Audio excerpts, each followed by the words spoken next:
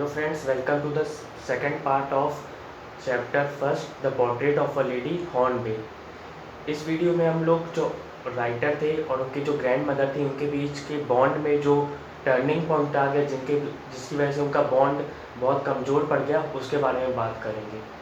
When writer's parents completely settled in the city, they called him and his grandmother, and this proved turning point in writer and his grandmother relationship। जब writer के जो parents, जो कि पिछले video में हम discuss किया था कि वो लोग सिटी में गए थे वर्क पर्पस से सेटल होने के लिए, तो कुछ समय बाद जब वो लोग कम्प्लीटली वहाँ पर सेटल हो गए तो उन्होंने ऑथर और उनकी ग्रैंड मदर को दोनों को वहाँ पर बुलवा लिया और उसके बाद से उनके बीच में जो रिलेशनशिप थी वो कमज़ोर होने लगी। With each passing day writer and his grandmother communication got weaker and weaker. हर गुजरते दिन के साथ उनके जो राइटर थे खुशवंत सिंह और उनकी जो ग्रैंड मदर थी, उनके बीच में बातचीत जो पहले होती थी उनके कंपैरिजन में काफ़ी कम होने लगी। फिर although they share the same room but now he was going to an English school.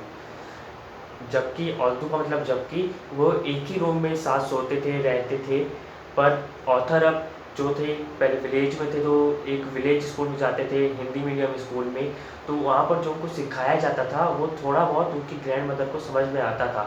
पर अब वो सिटी में सेटल हो गए थे और वो एक इंग्लिश स्कूल में जाते थे, तो उनको वहाँ पर काफ़ी नए कंसेप्ट सिखाए जाते थे, जैसे आर्किमिडीज प्रिंसिपल, बोयेंसी, ये वगैरह। तो जब उनके वो स्कूल से आते थे तो उनकी ग्रैंड मदर उससे पूछती थी तुमको क्या सिखाया गया, तो जब वो उनको ये सब बताते थे तो ये सभी चीज़ें उनको बहुत दुखी करती थी, क्योंकि वो इन सब चीज़ों में राइटर की बिल्कुल भी मदद नहीं कर पाती थी समझाने में।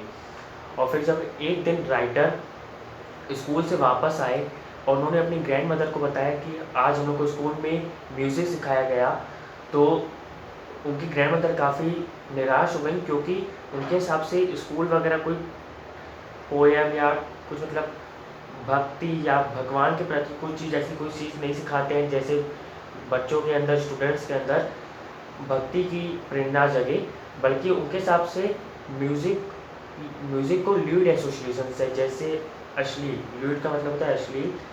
Then she really talk to him when writer went to university. फिर उसके बाद से इनके बीच में जब ये सब बातें हुई तो उसके बाद उनका कम्युनिकेशन और कम हो गया और फिर काफ़ी कम वो लोग एक दूसरे से बात करते थे।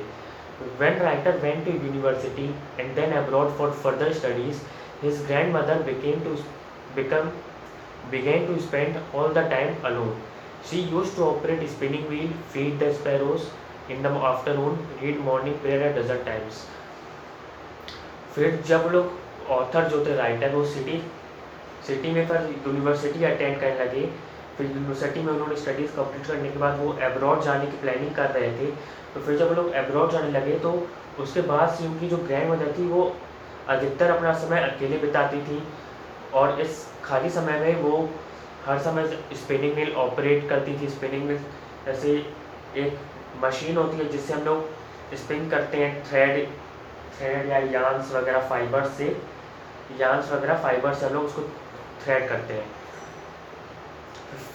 फीड द स्पैरोज, वो दिन के समय में स्पैरोज को खाना वगैरह खिलाती थी, क्योंकि उनका तो था नहीं, दूसरे उनके माता पिता जो थे ऑथर के वो ला के देते थे, फ्री फुकट का था उनके लिए।